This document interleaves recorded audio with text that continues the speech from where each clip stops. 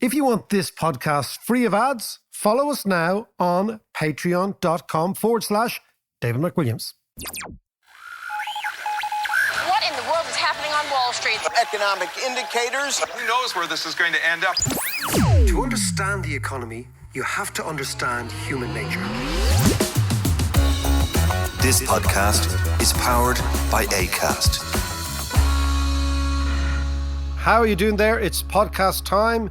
It is Tuesday podcast, you know, the podcast that tries to make economics explicable and digestible and hopefully a little bit more relevant. There's a lot going on, a lot of interesting things going on the last couple of days, which will actually frame lots of people's lives for the next couple of years. So let's talk to them. John, how are you, my man? I'm very good. You know, of course, on Thursday we spoke about the Leaving Cert. We did. And education, which I enjoyed talking about. But today is the day that makes sense. So the Leaving Cert results came out on Friday. Last Friday, yeah. My Izzy did very well. She's very happy. Great. But it means that she's officially reduced to a number now. And today is CAO Day, the day that they offer the college places based on the points. So we don't know what those points mean until the CAO tells us. We don't even know who they are. They could be a doctor, a lawyer, or an economist. Oh, God forbid. Well, you should advise her against that. Tell her. Well, that. I've already lost one child to economics. You have. You might lose two. My God. Actually, it's funny you said reduced to a number. I'm going to brag here. The last time I was talking to Brian Eno. Oh, yes. Yeah. But we were talking about education, and Eno's an amazing person, amazing thinker. Big old brain on him. Big brain on him. But he was talking about exactly this, that people are being reduced to numbers from the education system. So everything that they were, socially, emotionally, intellectually, physically, that person comes out of a 15-year experience, which is a 15-year experience. Yeah. You know, you go to school at 4 years old, you end up at 19, you come out. All those experiences that person has had, all the generosity they've given, all the love they've given, all the fantastic contributions they've made, and an amazing variety of areas are reduced to a number. Yeah, it's true. I'm a 400-pointer or whatever. Yeah. That's kind of pathetic. Oh, it's so wrong on so many levels. Yeah, I mean, it's just wrong on every level. And we spoke about it. But isn't it interesting? Because you said like the final opinion about you given by our system is that you are a number. Yes. And it's also... And then there's inflation and deflation in those numbers too, yeah. but the meaning of those numbers. But it's also, value of those numbers. It's also an interesting, we won't riff on this today, but I think it's an interesting way to contemplate is the numerization of the world. Yeah. That because the world is so obsessed with comparing and comparatives and also reductionism, that basically there is the kind of tyranny of numbers going on, that everything needs to be in some way weighted or made relevant to other things by numbers. And in fact, what we're talking about is delightfully beautiful human beings. Yeah, exactly. Who are so much more than numbers. But there you go. But anyway, Izzy is done. Izzy is done. But of course, then, then it's the next phase of life, which is really exciting, of course. Going into college and whatever she and everyone else ends up doing. And then they come out of college and they start their work life. And then they are faced with housing. Yeah, well, actually, there's a very interesting political thesis called Elite Overproduction. And it's written by original Russian, but now American historian called Turchin, Turchin.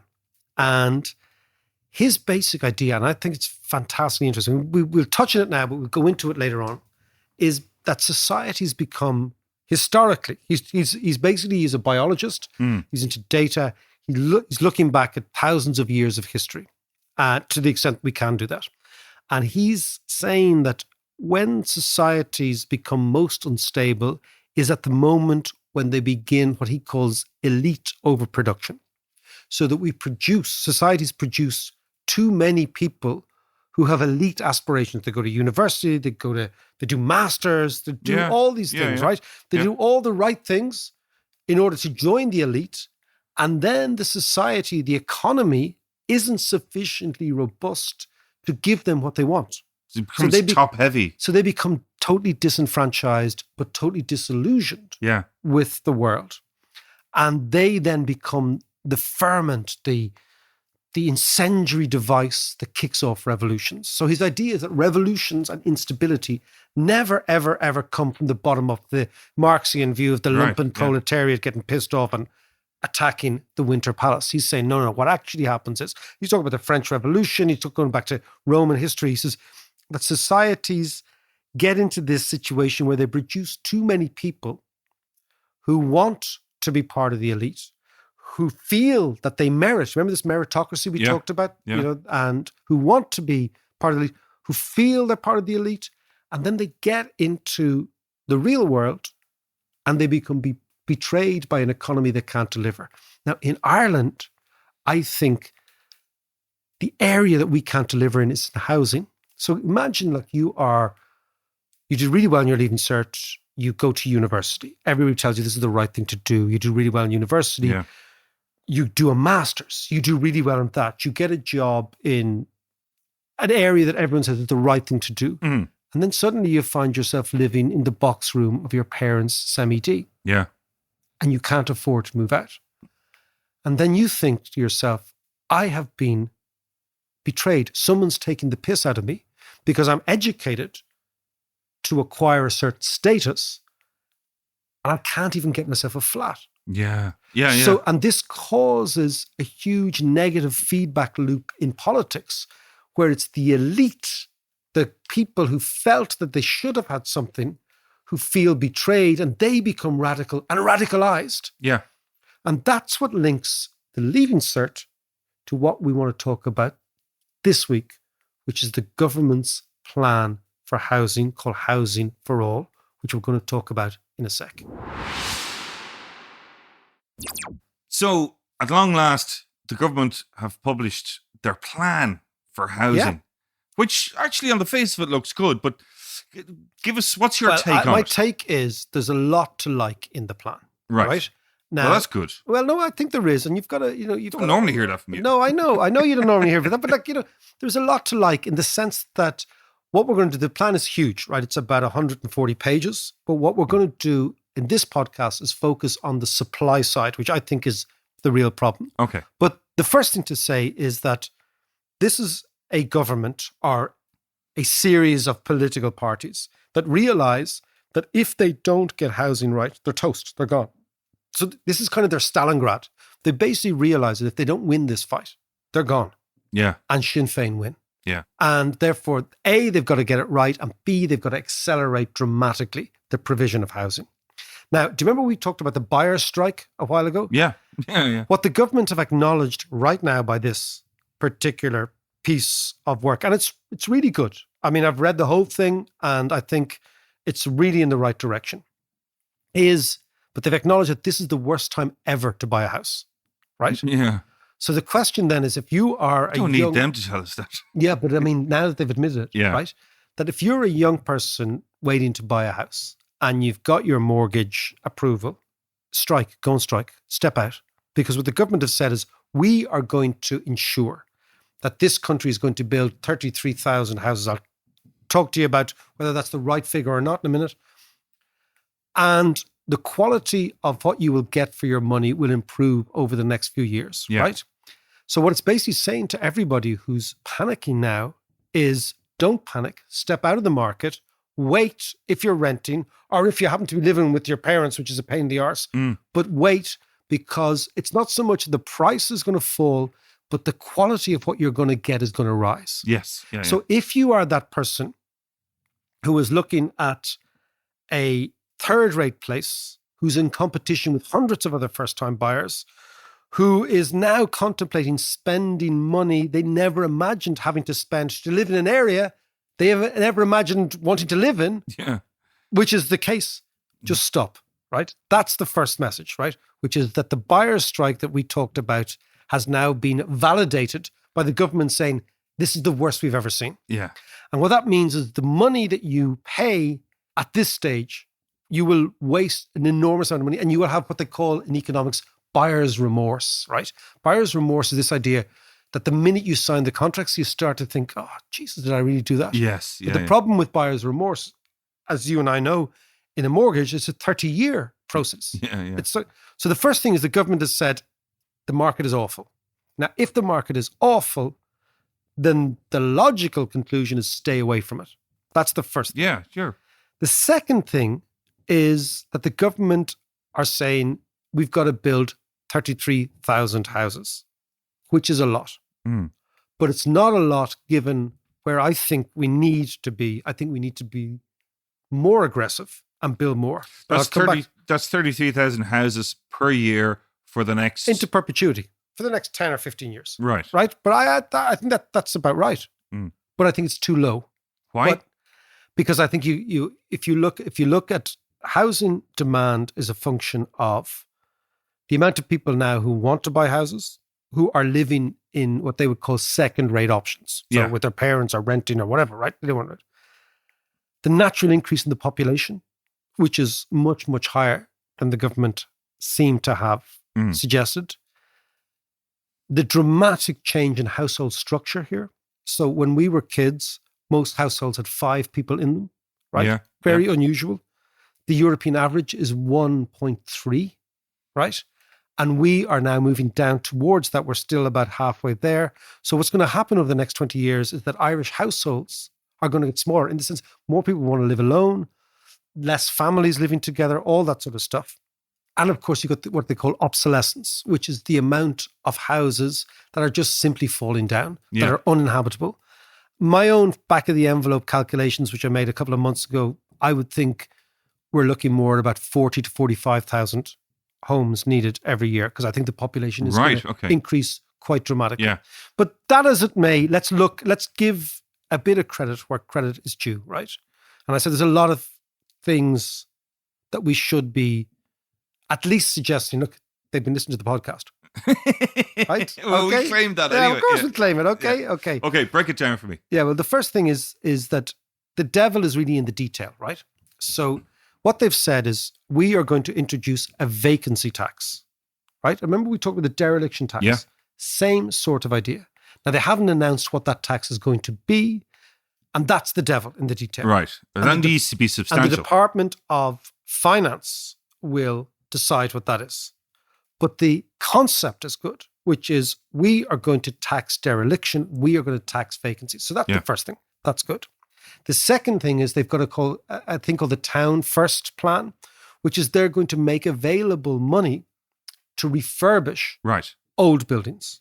So what that means is that they have stopped this idea of the way in which Ireland is going to expand is we're going to build and build and build in greenfield sites everywhere. Yeah. Now what they're saying is, no, we're going to build in brownfield sites, which is urban density, which is one good thing.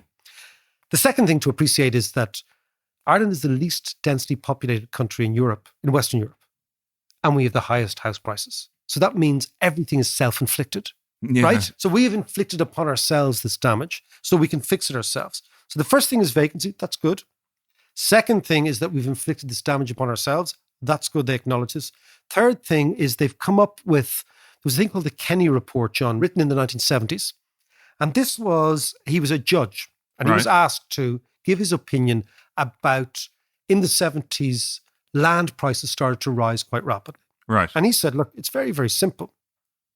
He said, if you have agricultural land or commercial property land or something that's not residential, the minute you rezone that land to residential, the owner of the land gets a massive windfall gain because the price of the land goes, let's say, from €1 to €10, right? Yeah. So the very process of rezoning, which is a state-sanctioned change in the way in which the land used, the upside doesn't go to the state. The upside all goes to the private owner. So for years and years, this has been a huge problem in Ireland, because what happens is if you own land in Dublin, let's for example, or Cork or whatever, and it's the same goes from all over the world, and you sit in the land and then you get it rezoned. Suddenly your income has gone up enormously. Your wealth has gone up enormously, right? Overnight, right? Yeah. Now, why should that be? You haven't done anything for the land to go up. You, not by the sweat of your labor, just by the serendipity of owning it. Yeah.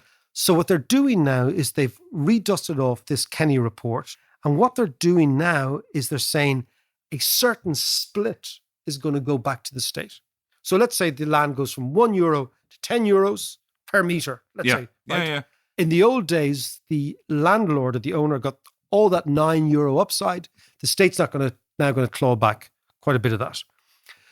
I think it should be substantial. Yeah, absolutely. Because it does two things. One is it makes available money for building social housing. Yeah. So in actual fact, you crystallize the gain for society. But the other thing is it prevents hoarding. Yeah. Because what happens with people is they're saying, well, if I can just sit in this land and get it rezoned and don't build on it, I become rich. And because the Irish banks have always lent money against land, you can turn that illiquid, zoned land, which you don't want to use, into cash by borrowing from the bank. So the banks facilitate creating liquidity. There's a whole drone class in Ireland lives off this. And this reporter said, no, we're going to stop that. And I think that's good. But again, the devil is in the detail. How much is that going to be? Yeah. Is it going to be 2%, 5%, 60%, 70%, all that sort of stuff? So what I've always said is you need to make land usable and encourage people to use it. But I mean, they're going in the right direction, John. So there've been lots and lots of media stuff said, oh, this is awful and this is terrible. But let's give them some credit. Because ultimately they need to fix this. Because of course, yeah. They will end up redundant if they don't fix it. Yeah.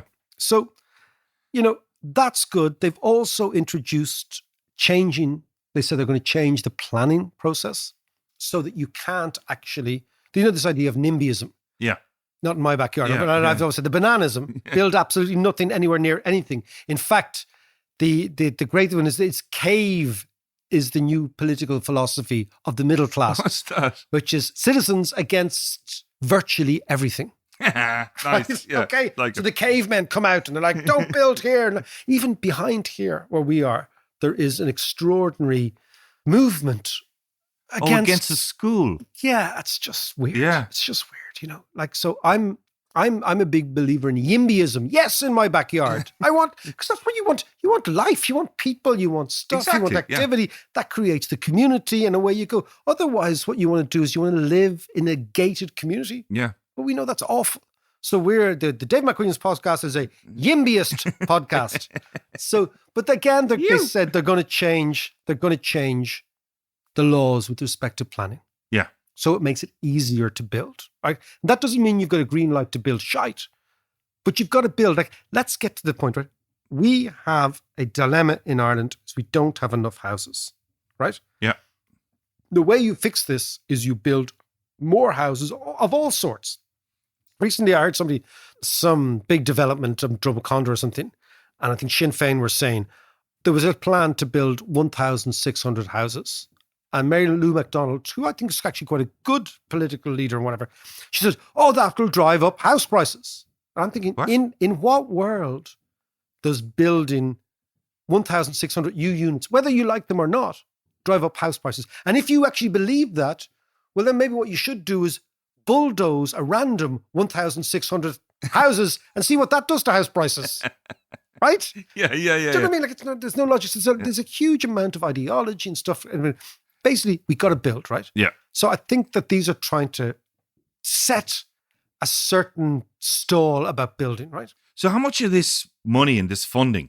Because they're talking about 4 billion, making available, which is nothing. We should be 4 billion. We should be doing 40 billion. 4 billion. 4 billion. But millions and billions. But and my surname down in Cork is McWillams. But come here, how much of that money comes from the ECB? Okay, well, it will be borrowed by the state. Now, I think, so one of the other parts of this thing is this called the Land Development Agency, which owns bits of land all around. Okay, the Land Development Agency is a government agency that wants to buy up lots and lots of urban and rural land, but particularly urban land, in order to create portfolios, in order then to develop them, right? Yeah. And this is a really good idea. But the question is, where do you get the money? Mm. And now what they're doing is they're going to increase the amount of money that we can borrow. I think 4 billion the least of our worries. I think it should be double, triple that, right? Wow. Okay. In order, because you can borrow at 1%. This is the whole idea of For now, using, you can, yeah. Yeah, but the thing is, it doesn't matter. Once you borrow the money, you got the money. I know, So this is but the are they idea. talking about 4 billion per year? Yeah, but For the next my 10, sense, my 15. sense is that we should not worry about that figure Why? because the state is in the position to borrow. And as you know, the ECB has basically said, give us your plans, give us your projects, we'll finance them. Or if we don't finance them, we'll undertake to actually buy the bonds that you issue, which means the market will finance them. So there is no budget constraint, okay. right? And particularly for Ireland, we're a farty bit of the Eurozone, right? So, Right. but it's a good idea to get the Land Development Agency to buy up land. They've also, do you remember we talked about Dublin Port? Yes. They've also earmarked bits of Dublin Port to be bought up, Ooh. which is This is this is a win, win, win, this is a- win. these are not Pyrrhic victories; these are absolute victories. So stand back objectively. I think the state is trying to do the right thing. Now, clearly, there are some omissions, John. The first one I told you was I don't think they're being aggressive enough in terms of the amount of houses that can be built. People say, oh, yeah, we don't have the capacity, etc.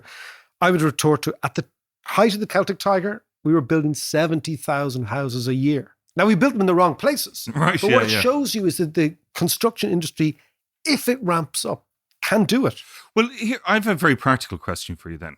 And it's about the actual construction industry itself Yeah. and the labor crisis that we're Yeah, yeah. experiencing No, there is. at the moment, globally, Yeah. but particularly here. There are a lack of laborers and skilled workers, plumbers, plasterers, blah, blah, blah. There's a lack of them. So Yeah. the obvious solution to that is to import them. So that means more immigration, which therefore in turn means more housing. Yeah. It's needed. So there are capacity constraints Yeah. within. There's no doubt of that, right? But there's an expression which I always believed in was you should never let the perfect bully the good, Sure. right? Yeah. Yeah. So that, if it's a good plan and if it's going in the right direction and if people are doing it for the right reasons and if it's addressing the fundamental problem, which is we don't have enough houses, homes, apartments, what do you want to call them? We shouldn't let the, but what about this? And but what about that? Always, destroy. One of the problems with I agree. journalism, I've always felt, not the problem, one of the urges as a journalist is to write the piece that says, nah, I've figured out the flaw in your argument and I'm going to highlight it. Yeah. Right? And that's grand because that's part of the trade. However, in the totality, what we're trying to do is prevent what we talked about a minute ago, which is this idea of elite overproduction. Yeah. So we're trying to make sure that your kids and my kids can live here, right? And it doesn't really matter, as far as I'm concerned, if they're living in one bedroom, buy to rent or rent to buy places or whatever. It doesn't matter really as long as we solve the problem. And so many people on the left are going to be very fed up with this because it says that as well as state financing, there's always going to be private financing. Yeah. Now, the big debate going on at the moment is, these property funds, particularly American or British or even some Irish ones, are going to hoover up all the assets. Well, it's a fair point because, with vulture funds buying up full housing estates, people having a hope against these guys as individuals. So, is that part of the plan as well? Like, how do we control or block vulture funds? Well, most vulture funds are not involved in Irish property anymore. So vulture funds, there's a very strange, remember we had this thing of the avian, the duck fund, right? So what a vulture fund is, so the classic vulture fund is a fund that I came across years ago called Elliott and Associates, right? Right. New York-based outfit. These are the people who impounded Argentina's airlines in New York on the tarmac in order to get the Argentinian government to pay them.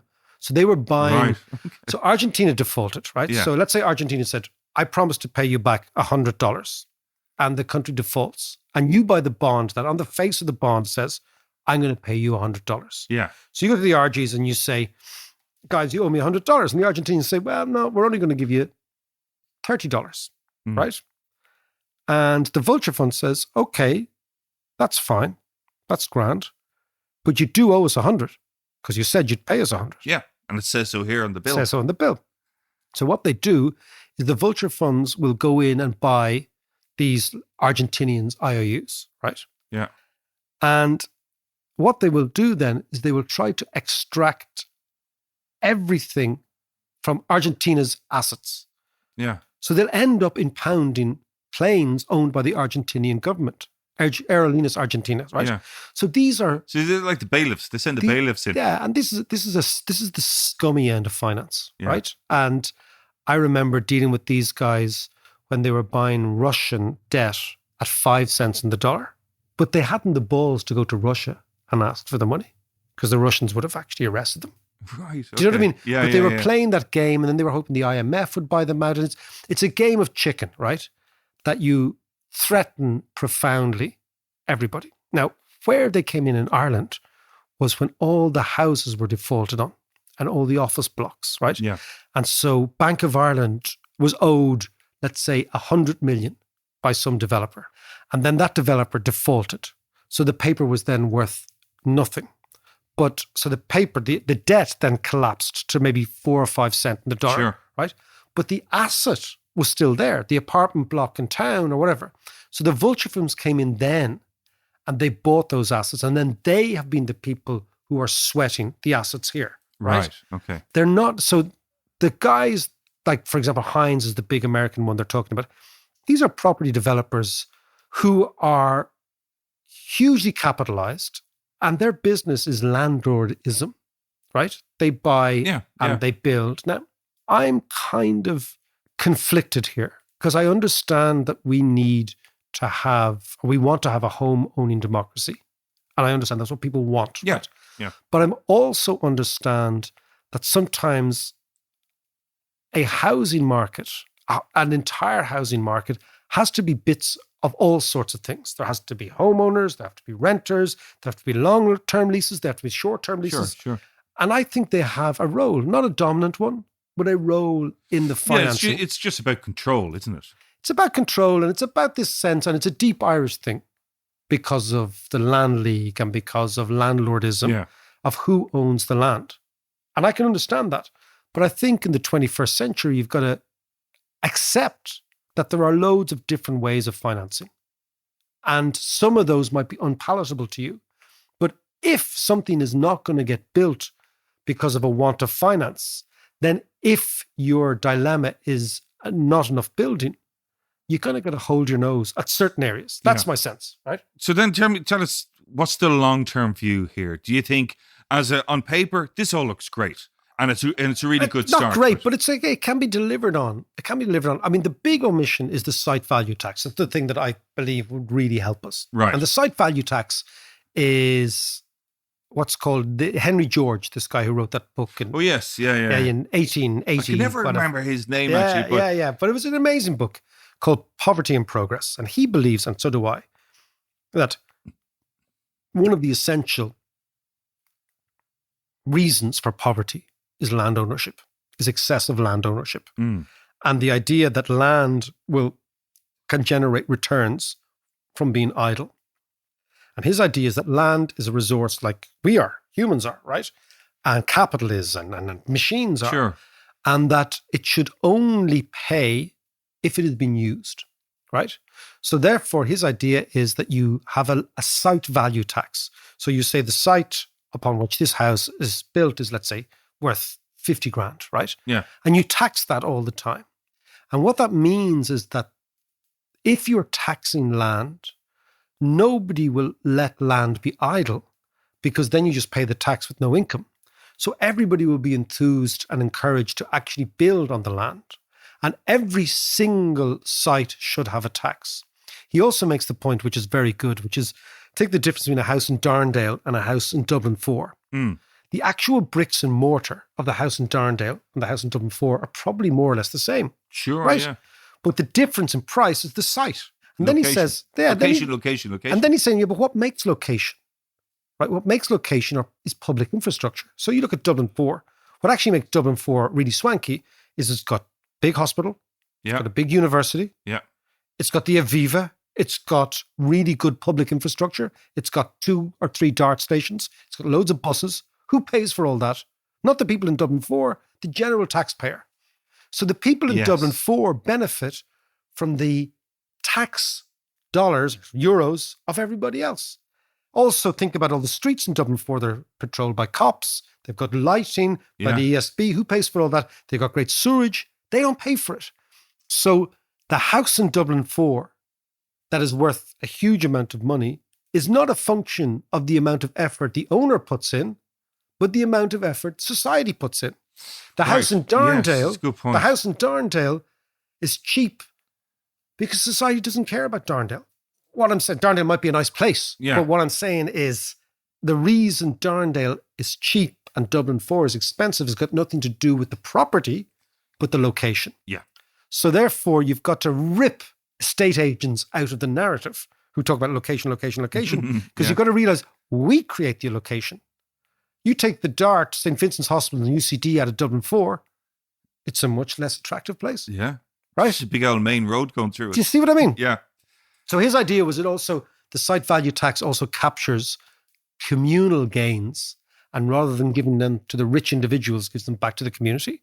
And I think we could have done that. I think that would have been really, really progressive. However, what it would have demanded is that next year, every single homeowner in Ireland pays some site value tax. And what you've noticed, which is hilarious, is that even the left in Ireland won't have a property tax. Even though every other country in the world, the most left idea is you tax property and you don't tax workers. Because Marx said workers are sacrosanct and property owners are dirty capitalists, right? Yeah. And yet all the Marxists like the Shinners, they won't have a property tax because they know they can't win at the election, right? And then the implication is, okay, well, then we just tax labour because you've got to tax something. Yeah. So we come back, John. The plan, it's very easy to torpedo these things in the media straight away. Yeah. And say, I've gone through this, that, and the other, and I found out, a little thing and I don't like it, right? There's a lot of shite in this. The equity to buy thing is bullshit, right? Yeah. Anything that encourages demand in a market where supply is the problem is silly. Yeah. Right? So there's a lot of silly stuff in here. But there's a lot of good stuff too. And if you tease it out, and if you're actually objective, and if you're actually non-ideological, and if you actually go in and say, okay, is this a good plan?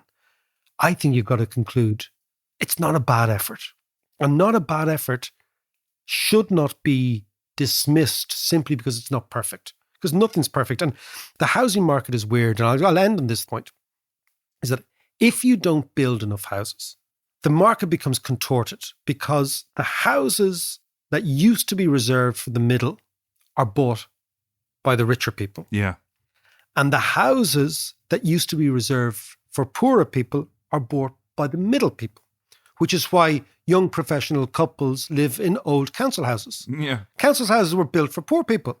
Now you have rich people living in council houses. Yeah. Why? Because not enough houses are being built. And then the problem is the people who used to be in council houses end up in precarious rent. And that's only one step away from homelessness.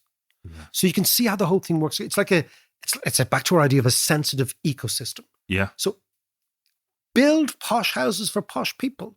Don't start shouting and roaring and saying, I can't believe these are being built for rich people. Rich people will live in rich houses. But then you take them out of the middle market, you put them in the rich market, so fancy pants apartments and penthouses, let them live there and let them pay them a fortune, right? Yeah. Because you take them out of the middle. That allows the middle earners to live in the middle. Then the middle earners get away from the low earners and stop strangling the low earners out of old council houses. And the market begins to work. The problem in Ireland is it's so ideological that if some developer says, I'm going to build, a big swanky pants, chrome and steel apartment block on the Liffey for rich people, all the people who supposedly support poor people say, oh, you can't have that, we're objecting. Yeah. Then you say, okay, well, then we'll build anything. And then the rich people buy the middle thing, and the middle people buy the poor thing, and the poor people end up in precarious rent. So it's like society. You got to build lots for rich, for poor, for young, for old, and for the in-betweeners. And if that's what this plan is going towards, well, then it's a good thing.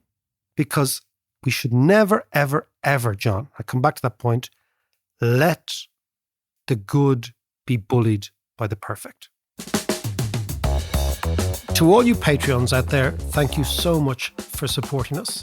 We couldn't do this without your support. It means a huge amount to us. Also, all your feedback, your suggestions, your comments, our comments to you, our replies to you, really is the essence of the whole thing. So again, thank you very much. And for all of you who might want to support us, check us out, patreon.com/David Mike Williams.